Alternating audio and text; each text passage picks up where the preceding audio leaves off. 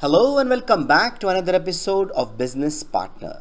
Today we will be delving into the complex topic of deindustrialization. This phenomenon has had a profound impact on economies, communities, and individuals around the world.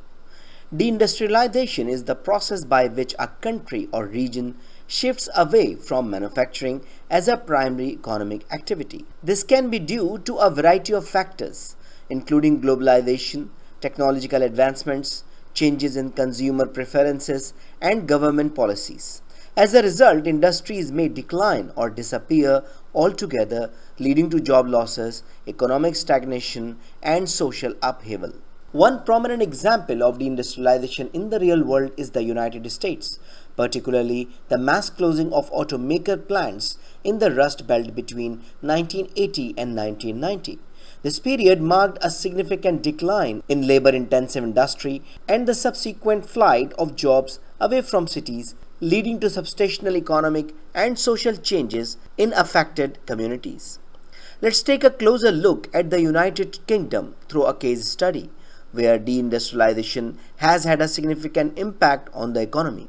In the 1970s and 80s, the UK experienced a decline in traditional industries such as coal mining, steel production, and shipbuilding. This led to mass unemployment in many regions, particularly in the north of England and in Wales. The government response to deindustrialization was to promote the growth of service industries such as finance and tourism. While this has helped to boost the UK economy, it has also led to increased income inequality and a widening wealth gap between regions. The legacy of deindustrialization can still be seen today, with many former industrial towns struggling to attract investment and create sustainable jobs for their residents. In conclusion, deindustrialization is a complex and multifaceted process that can have far-reaching consequences for countries and communities.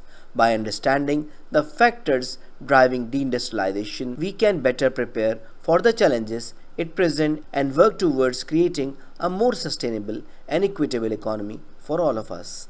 So I think it's enough for today. So thank you very much for listening and watching. I hope you enjoyed the video. I hope this video is useful for you. So take care of yourself and don't hesitate to write an email if you have any question, query, suggestion, and even classes are required. Take care of yourself meanwhile. See you in the next video. Goodbye.